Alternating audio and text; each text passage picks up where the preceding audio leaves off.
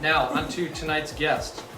Cartoonist, fine artist, writer, and toy designer Jim Woodring has published over 16 books of original work in a career spanning more than 3 decades. The newest of which is a collection entitled Jim, just published by Fantagraphics Books. Woodring's work has won numerous awards, both at home and abroad. He's placed twice on the Comic Journal's list of 100 best comics in the century. In 2006, he was awarded a United States Artists Fellowship. The Frank Story Weathercraft won 2011 the Stranger's Genius Award for Literature and was a finalist for the LA Times Book Prize. And just this past April, Woodring's wordless graphic novel, Fran, was awarded the Lind Ward Prize for Graphic Novel of the Year for 2014. With that, please join me in welcoming Jim Woodring.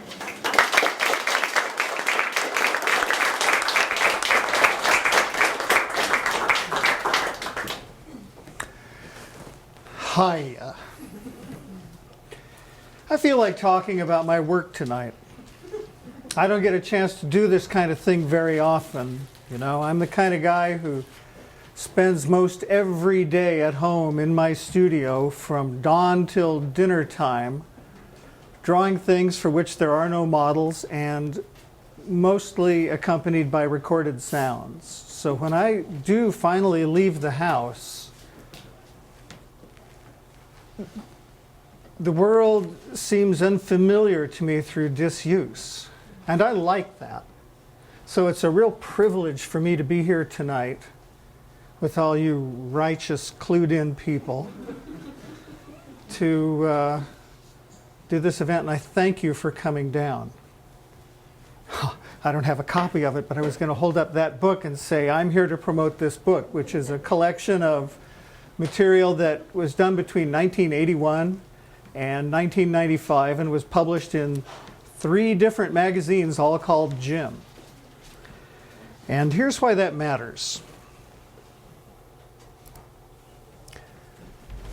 This is what I'm mostly known for. This is what I've been doing mostly for the past 20 years. These Frank stories, these wordless, metaphysical, funny animal stories. There's 700 or 800 pages of them out there, and as you can see, they're not mysterious. It's obvious what's going on, or at least it would be if you had the context for this picture. But you know what I'm saying is they're not heavy, intellectual, tough sledding. They're real reader-friendly and easy to absorb and digest. And I've also done a lot of charcoal drawings like this one, which is called Life After Man, or Divinorum. And it's the same, it's similarly easy to digest, I think. It's kind of, if you look at it long enough, it's obvious what's going on there. I mean, you don't need to have a college education to understand this picture. I'm not trying to, you know, do anything that's particularly oblique or difficult. I'm trying to create mainstream entertainment, and I've obviously succeeded with that one. And with this picture, which is called You Drive. And which is obviously just an attempt to create something that will go with the couch. But, you know, I wasn't always a complete softie like this. I used to do, when I first started drawing and the huge backlog of stored up inspiration came charging out of me, I did work that was, well, how shall I put it? It was you know, it was deeper, it was less filtered, it was more directly transferred from experience to paper, and more stuffed with the richest poetic substance of which I'm capable. Almost none of the stuff in this book is consciously constructed. It isn't exactly automatic writing, but all the writing is first draft. It came to me as if it were dictated, and to me it has a really special resonating power. This is a deeply personal book which is guarded at the gates by the youthful sentinels of unself-conscious self-disclosure. Previous readers of this material have had to struggle to find an entree into it, but I am going to give you lucky people the keys to this particular kingdom tonight. But first I want to tell you a story. Last week while I was working on this talk, and I thought I had it pretty well figured out, I got a phone call from a guy who wanted to interview me for a comics magazine, and he seemed kind of pugnacious. Or maybe it was because I'd talked to him on the phone and said, oh good, I'm glad you're interviewing me. It'll give me a chance to figure out my thoughts about this. So I guess he thought he'd ask some hard-hitting questions. So the first thing, right out of the gate, was, what made you think this work was worth republishing? Does that seem like a loaded question to you? That's the way I felt about it. And I said, well, you know, for one thing, it's fantastic work.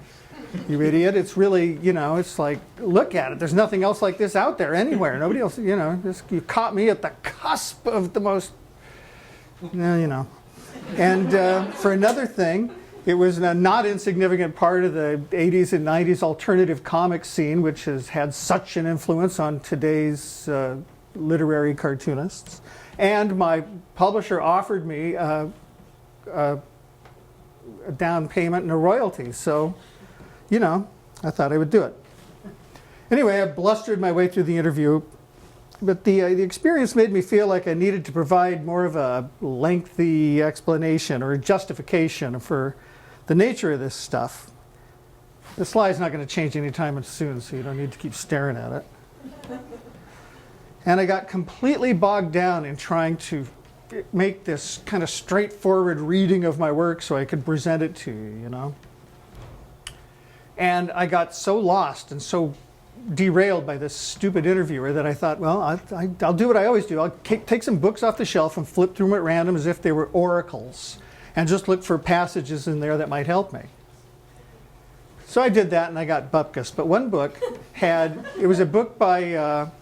it was a book on Thomas Hart Benton, and I opened it. There was a postcard in it that I'd been using for a bookmark. I just noticed that. Put the book away, went to bed full of despair, and I had a lucid dream. And those are always wonderful events to mark with a white stone. I had this dream that I got my wife called up to me and she said, you got a postcard from Thomas Hart Benton. So I ran downstairs and I got it, and I could see he had written it in fountain pen with blue ink, and it said, Dear Jim, instead of looking at the idea you have, look at the idea directly above it. Best wishes, Tom. And he had done a little... He had drawn a little sketch of a winking hobo on it, too. And I looked at it, you know, I was so pleased with this that I almost cried the next morning when I woke up and I found out that I didn't really have it in my possession, but I did remember the message.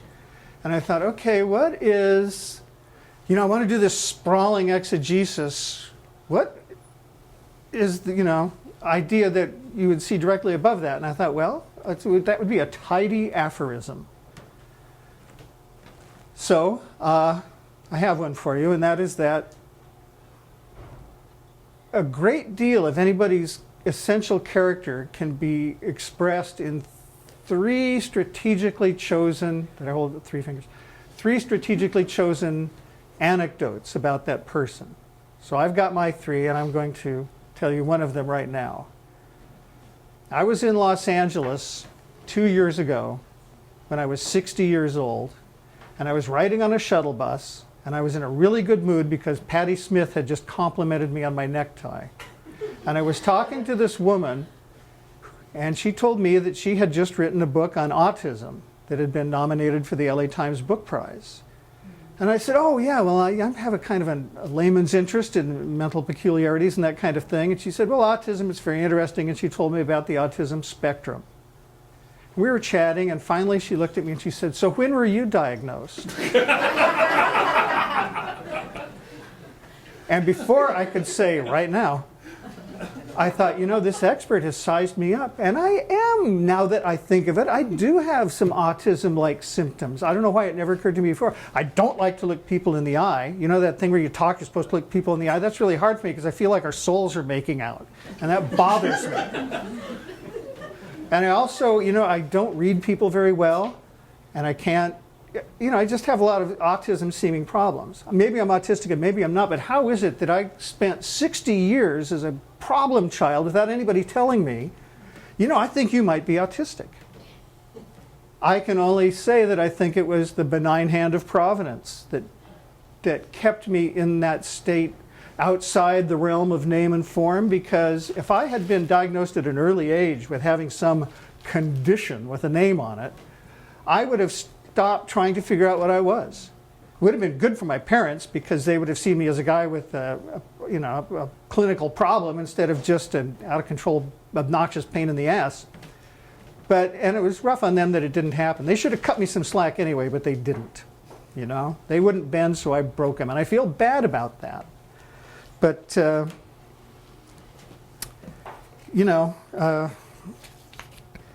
I'd better not say this thing that I had next. It's just too inflammatory. Well, I was going to say, really. Maybe I'll tell it later. It's an anecdote. It's about a dream I had about my father, which sounds like it might be boring, but I assure you it's not. But I will say that, like I say, my parents would have profited greatly if they had just thought that I had some kind of a condition. But they didn't, and they had a rough time of it. And they didn't kill me, but they wanted to. I could sense that. For many, many times I went to bed believing that my parents were going to come into my bedroom and kill me in my sleep. I even went so far as to make little dummies of toys and clothes in the bed so that they wouldn't get me, But, their position is understandable, Arthur Rimbaud, the poet who spoke so highly of the total derangement of the senses, he would have approved entirely of my childhood because when I was a little boy, I had these episodes where I couldn't tell film from real life, from dream, from vision, from apparition, from hallucination.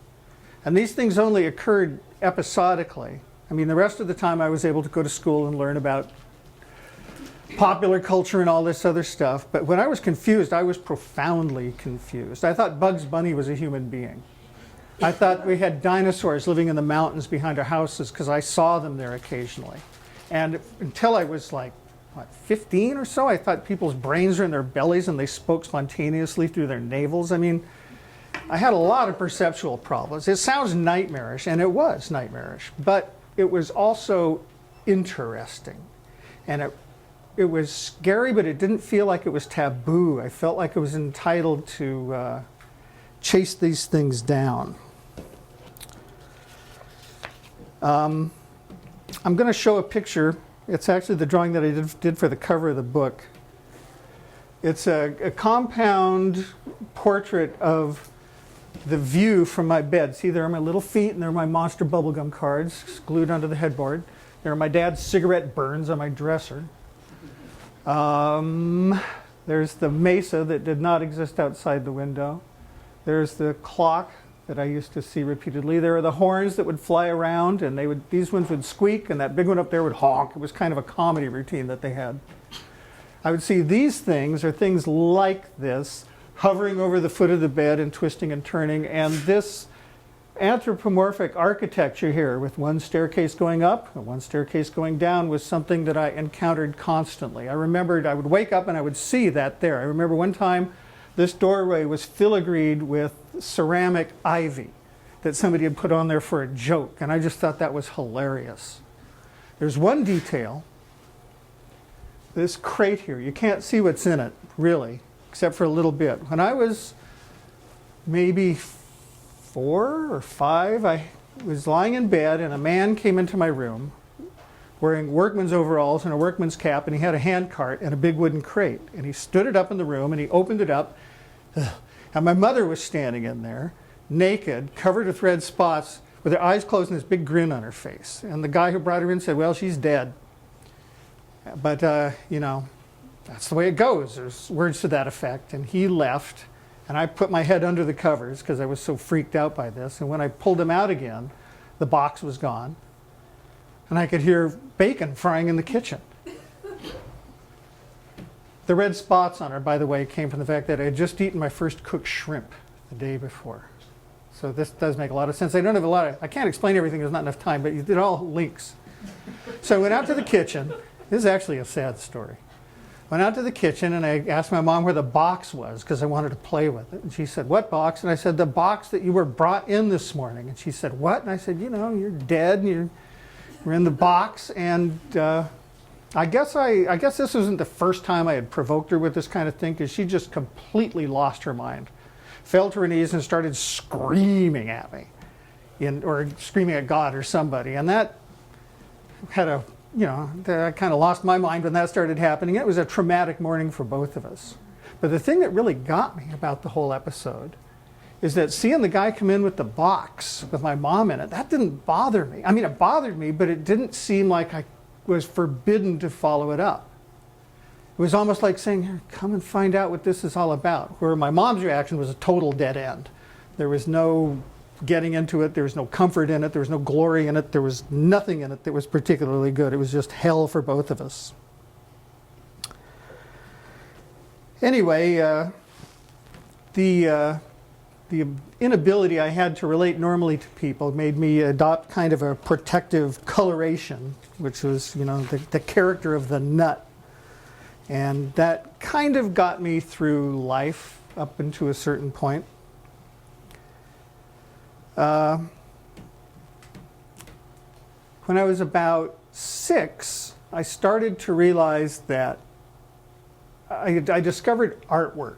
That was sort of the golden age of intellectually surrealist illustrations. And illustrators like Pierre Roy and Boris Artsabashev and Abner Dean were doing these really interesting, provocative illustrations. And I would see them in our house. And I remember the moment when I realized that these things were drawn. Somebody was out there making these pictures. And I immediately thought, that's what I want to do. And that has been my sole artistic, vocational ambition from that day to this. It's been with me my entire life, from child through young adult, through middle-aged adult to present-day codger. That's all I've wanted to do. And I am grateful to Providence, once again, for allowing it to happen. But, I had a drawback, which is that I had no drawing talent whatsoever and no particular ability to develop any. And it took me until I was 26 years old before I was able to make the kind of picture that I wanted to make. But I'm getting ahead of myself here. Let me tell you another one of those anecdotes, one of those 3 defining anecdotes. I did a Frank story that had a character in it called Pushpa. And I liked this little character. And shortly after I had finished the comic, the phone rang, and I answered it and said, "Hello," and this high, cartoony voice said, "Hello?" And I said, "Hello, who's this?" And the voice said, "This is Pushpa." And I said, and they hung up on me. And I put down the phone and I thought, but I didn't think I was losing my mind. And I didn't think it wasn't Pushpa either. I just sort of accepted all the possibilities there.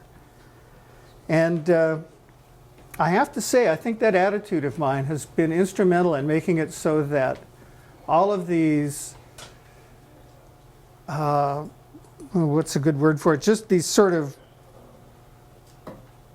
strange circumstances or entertaining flukes occur to me. They happen to me because I'm receptive to them and I'm looking for them, and I can frequently identify the person on the street who will provide me with one. And so when I decided at a young age that I was going to learn how to make all the kinds of drawings that had so enthralled me as a kid, I began to gather material for it almost immediately. I would go to places where I thought strange things would happen to me. I lived in Los Angeles, and there were lots of bizarre, inspirational nooks and crannies up there, or down there, that made seeking out sort of extraordinary little quirky events easy. There were a lot of them. But even so, I stored up all this information and I put it all together, and I wasn't able to actually turn it into a drawing that I liked until I did this particular picture.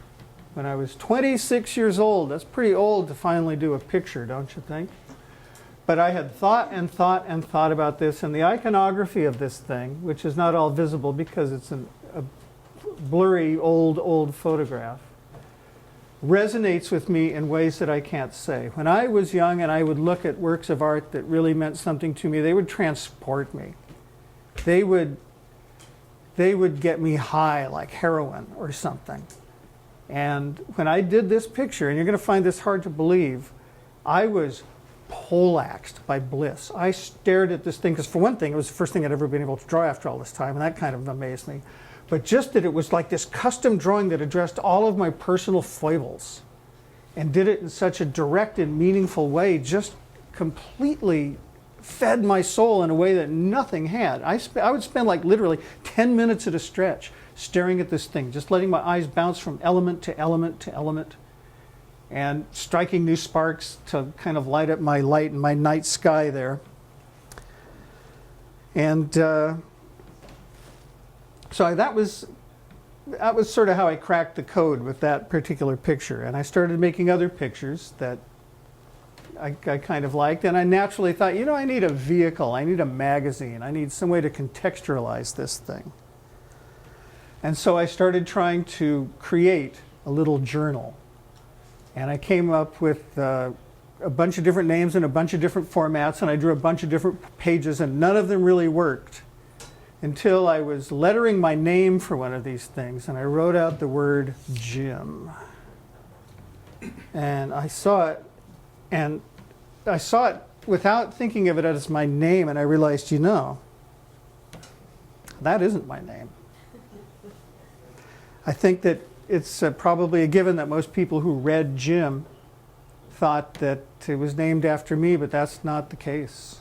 Jim is the name of that realm of frightening, interesting, blissful experience that has been calling to me since I was in the cradle, leaking through the cracks of the model of the world that my mind has built, poking its face out from behind the consensus reality and shocking, scaring, comforting, enticing, and making a yearning slave of me since the dawn of reason. The real world interests me only insofar as I can see this greater reality reflected in it, peering through it, causing it to fluoresce with its invisible emanations. Thus it is that Jim is the perfect title, the perfect act of misdirection, the perfect name for the perfect storm of perfectly awful follies which conceal in their stunted boyishness the chimes not of doom, but of the all-revealing present. If you ever find yourself looking through this book, you'll find numerous instances of the word Jim, hand-lettered. And you should look at that word and think, what does that word mean? It's not some guy's name. What does that word mean? Jim. If you do that, you will derive maximum enjoyment from this book. And that just about concludes my talk, but I have one real bonus for you because I accidentally put these slides on. This is a picture that I did called The Artist's Eye, and as you can tell by the musculature, it's a self-portrait. I don't know if you can see it clearly, but there's little sketches taped up to the ceiling there of this thing that I'm trying to draw. And when I finally draw it, it turns out to be this. But because I'm looking through this tunnel of willful self-delusion, I'm not seeing the whole picture. I'm not seeing that this thing I'm trying to draw is actually being held by this kind of maternal monster making sheep's eyes at me. But you know, I think it's a pretty accurate picture of a well-known dilemma, and I was happy with it enough as it was until I realized that we have hanging up in our house a Vermeer painting. And I hadn't thought of it once while I was doing this. The painting is called The Allegory of Painting, sometimes called The Artist in a Studio, but it's The Allegory of Painting. And there are those two pictures side by side. The map has become a window, and the action is obviously flopped. But if you look at it, the masks are there. You know, there are so many one-to-one correlations between this drawing and that painting. And, you know, it's interesting to me how things like that kind of work out. And the obvious question to me is that, well, I should say that I did this originally for a whole suite of pictures I was going to do called The Case Against Art, because I felt that art is like drugs. It will show you places, but it won't get you there. And thinking about that, I thought, well, what would get you there? What will take you past the symbolic fluorescence of these unseen emanations and put you in the presence of the real thing? But as I say, I'm out of time. And if there are any questions, I'll answer them. And if there aren't, I'll just go right over and sign books. I'll tell you that anecdote. It's about my father. It's a dream I had about him. I think it was based on a scene in the Fellini movie 8½, where Guido goes to visit his father in the graveyard. I'm going to visit my dad, and he's in his grave, which is a big rectangular hole in the ground. And in this graveyard, everybody who's in their grave has a desk and a chair and a few odds and ends. It's not lavish. It's like a cheap hotel, but it's enough for a dead person. And instead of headstones, everybody has a handmade sign that they've made themselves. So they're made in a bewildering array of styles. And my dad, when he was alive, had this joke business card that said, Robert L. Woodring, man of action. Pipe laid, wells dug, virgins deflowered, dirigibles flown, just all this outrageous stuff, right? Well, he got the neighbor kid across the street to hand letter all that onto his sign. Didn't ask me to do it. He got this kid to do it. It was terrible. But he was in such a bad mood when I got there, even more than usual. My dad was a World War II vet and a real square guy, and I don't mean that in a good way. And but he was okay, you know. And he was in his grave, and he was really upset about something. And I tried to talk to him, and he just would not warm to the conversation. And I said, hey, what is bothering you so much? And he went, and indicated the grave next door. And the grave next door had a beautiful sign. It had raised, carved, gold leaf trim, and beautiful show card lettering. And the lettering said, Dixie, D-I-C-K-S-I-E, the gay comedian. And there was a caricature of Dixie, the gay comedian, and I thought it was a pretty amusing thing, but my dad was it kind of ruined his whole afterlife. And so I was talking to him, and I said, well, you know, Dad, things have changed a lot since you were alive. You know, people have learned a lot more about how to get along and understanding each other, and you really don't have to embrace this bigotry anymore. It's kind of a thing of the past, or is getting to be. And he shot me this look of pure hate, and he said, well, that's easy for you to say. You don't have to lie here and listen to his friends all night.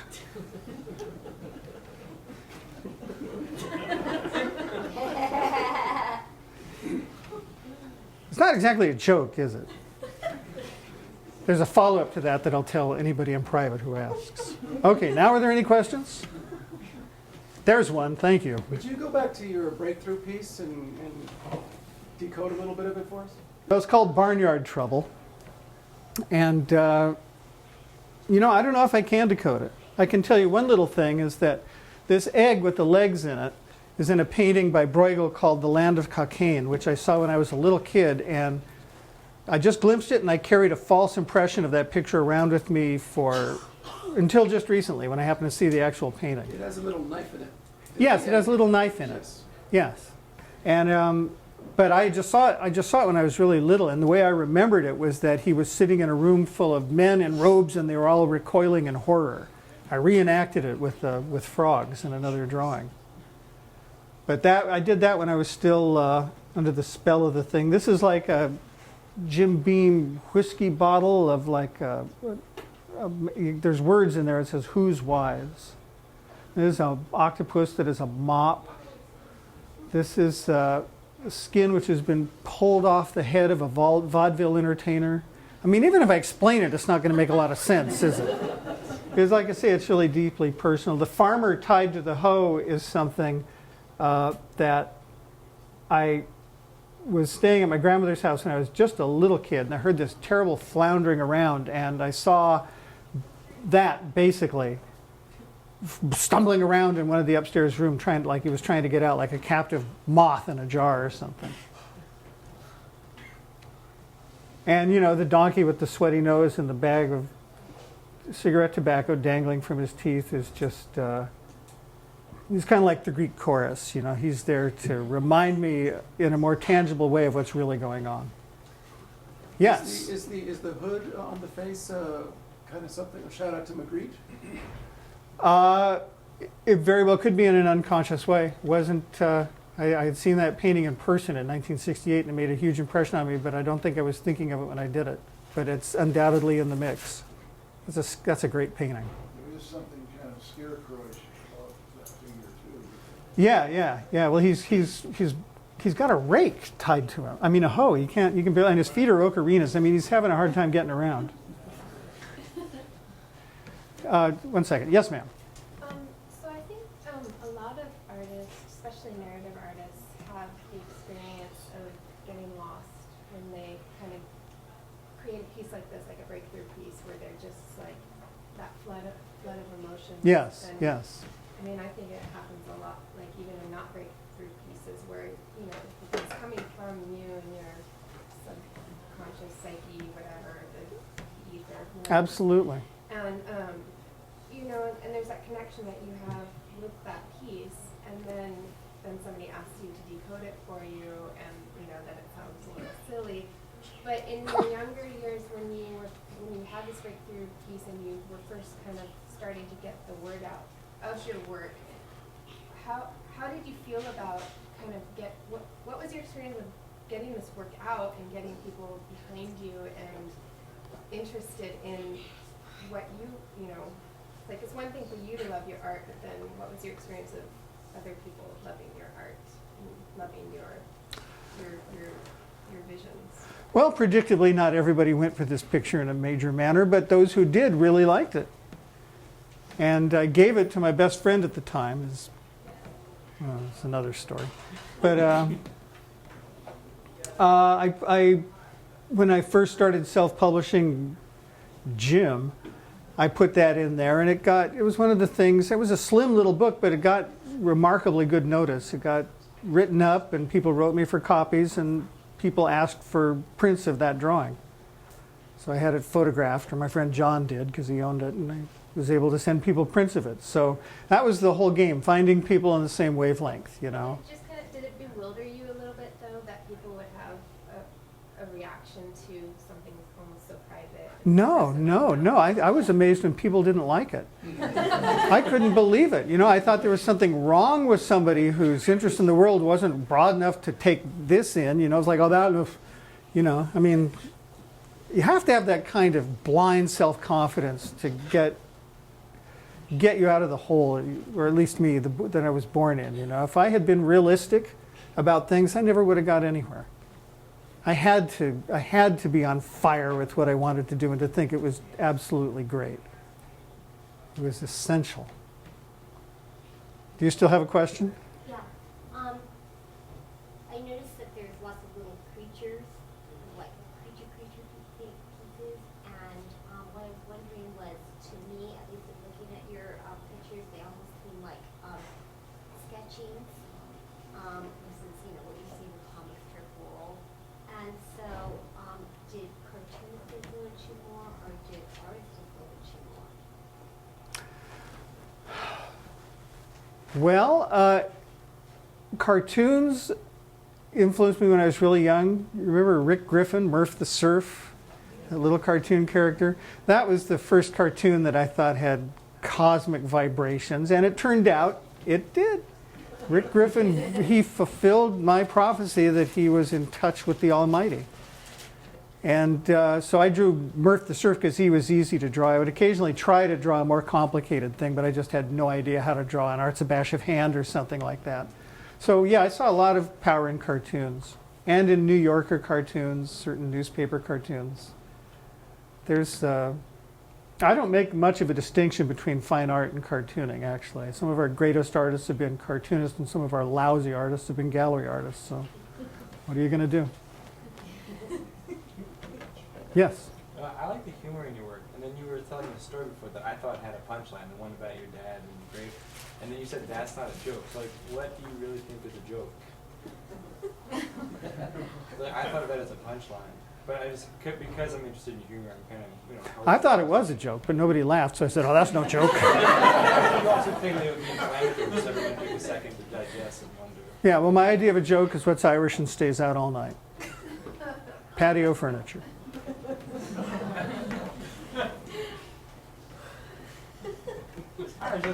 What's your idea of a joke? Where's your sense of humor come from?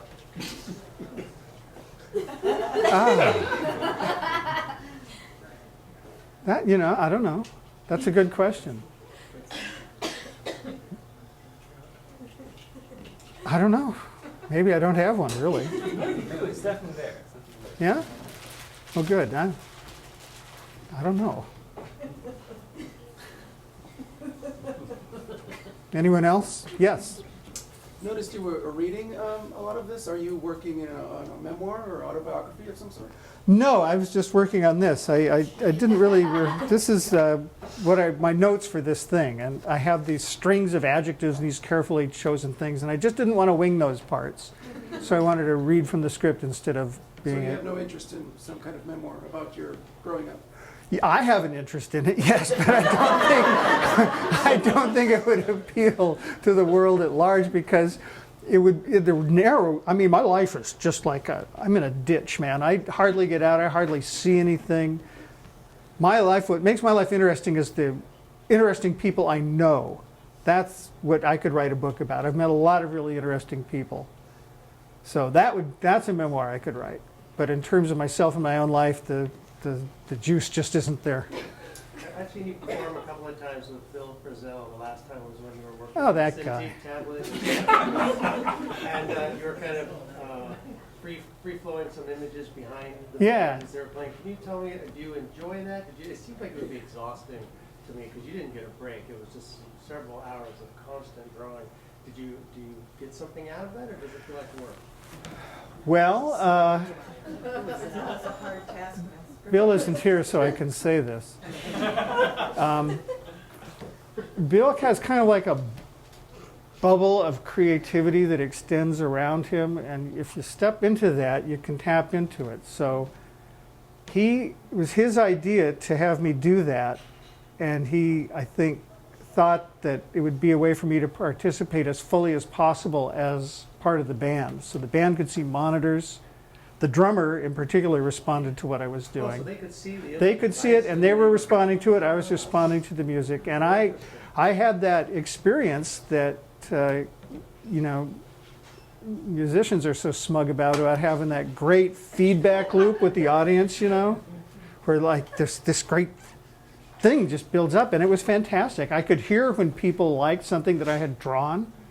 And it just gave me this rush of self-confidence and interest in what I was doing that was fantastic. So it was a great experience. I hope I get a chance to do it again.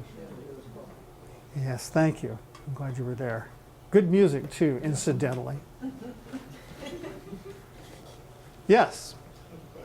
A lot of, you're talking about automatic writing and lucid dreaming and some really fleeting, almost hallucinatory inspirations for some of the work, and yet some of them are so well rendered and technically must take a long time. Do you ever risk losing that initial little spark in the process of doing something that would take weeks? Well, no, because if I get a sketch of the idea, then that's enough. That's enough. You know how if they have a dream and you jot down a few words, you can remember the whole dream just by looking at them. You just sketch something out, no matter how crudely, so that you can see what it is. Then you have it. And it's just a matter of fleshing it out like a taxidermist. Yes?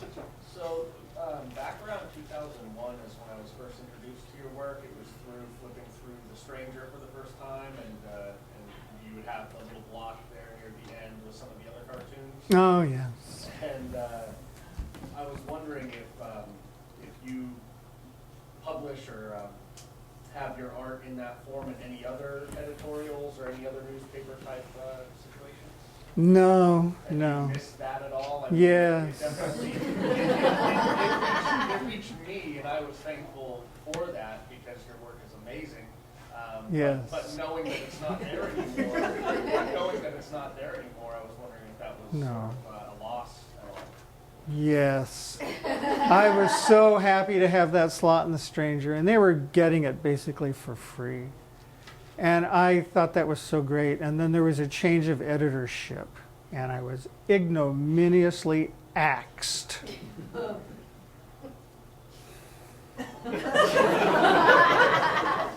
Senseless. Senseless carnage. But I'm glad you liked him. Yes? Here, there's this reference to Broido, the imagery, and I've seen it in some other works of yours too. And any other artists of the past that you draw particular inspiration from, such as Broido? Well, you know, it's hard to say what's inspirational. Because you see something and you really like it, you can try really hard not to copy it or emulate it, but it just kind of creeps into your work somehow. So, Boris Artsabashev, the illustrator, you can really see his influence in certain of my works, like this one or like that one. Salvador Dali, when I first discovered him, I was 18, and he just floored me. I have to throw out ideas all the time because they're too Dali-like. That little sequence with the film book, I originally did it on a tablecloth I have that had lobsters on it. And I thought, nope, Dali did lobsters. I can't have a goddamn lobster. So I love lobsters and I would love to draw them, but I can't draw them because of Dali. You know? That guy staked out a lot of territory. He was a real hog, yes. Barry, if I could suggest another influence, Yves Tanguy, would that be something? Yves Tanguy, Especially you in know, those forms on the bottom there? I wish. I would say Yves Tanguy had an influence of what I did at the at Meany Hall. You know, just those strange, evocative, automatic shapes. Yeah. I did have a question. I was wondering, when you look at your earlier work, like the Jim period, it tends to be pretty text-heavy. Yeah. When you look at Frank, it's, of course, wordless. You seem to gravitate to one extreme or another. What would you say is like your relationship to language? Well, I don't think my comics are particularly word heavy, are they? I think they have about the average word count. And some of them get pretty text heavy. oh, really? Well, I'm sure it's for a good purpose. You know, I'm not just trying to fill up space. I wouldn't say so. I like words. I like to use them. The Frank stories couldn't have any words in them because I didn't want it to be nailed down to any particular time, place, or idiom. So that was my way of making it universal, and it was also my bid for overseas reprinting. So, yeah, I don't know, extremes? I guess not. Yes, ma'am. I was looking forward to the pen, your pen. Oh, the giant pen? Yeah, you know, I was going to bring it down, but I walked down here, and when I carry that thing down the street on my shoulder, very Stations of the Cross, women who have been in art school and are now housewives come out of their house like they're hypnotized. Can I hold that thing? Oh my God, does it work? And I would never have gotten here. So I had to leave it home. I'm not kidding about that. That's the truth. It's like trying to walk on a trail that's filled with marmosets or something. It's just hard to do. Yes. Hi, Jack. You said that you lived in Seattle, or you always lived in Seattle, and that you used to live in Los Angeles. Yeah. Do you feel like living in those different cities have an influence on the way you draw or things that you draw? Living in LA had a huge influence in the way I drew. Living in Seattle does not. Seattle, I love Seattle for what it is and everything, but it's got zero mystery aside from you know, the prehistory of the place, the pre-white history of the place. That's interesting. That's mysterious. But the town itself, to me, is just, it's like a big, delicious salad. And Los Angeles was like a desert full of strange animals and exotic places and palaces to knowledge and all kinds of crazy things. You know, you get in the car and you drive around Seattle, it's kind of hard to find a place to go to that's kind of interesting and out there, like an observatory or an alligator farm or something. It's just not the same. Another quick question. I enjoy seeing your oil paintings in life with Prague at that Cafe Racer. When I saw it, was it Jesus and the Bears? Yeah. Cracked me up. Is there an Thanks. opportunity to see your oil painting? Is there a show coming up, or would the Rockaloo Fry or somebody maybe host a show? No, not here, but I'm having a show in New York sometime. They want to do it in December, but I'm going to try to get them to push it into the springtime a little bit so people will come, because it's in Brooklyn. So I don't know. Maybe I'll have a show out here someday, but it's not in the It's yeah, my work is not really a good fit with Rock LaRue. Just never fit in with that juxtaposed high. She has a real specific. Yeah, there's a real specific thing she aesthetic. likes. Yeah, and she's really, really good at what she does, and she has fantastic shows down there, but it's just, however much it may seem like my work would belong there, it doesn't. And I think we both agree on that, so. What are you going to do? Yes? I was watching an episode of the IT Crowd, and I saw, must be 6 or 7 posters of Yeah. yours in the background. Have you been really surprised to find your art showing up in certain places? Well, not in that case, because they wrote ostensibly to ask permission, but really to get them for free. So I knew that was coming. But every so often I'll see something in a movie.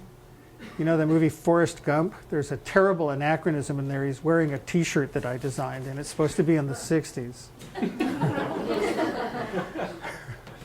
They thought I was a contemporary of R. Crumb.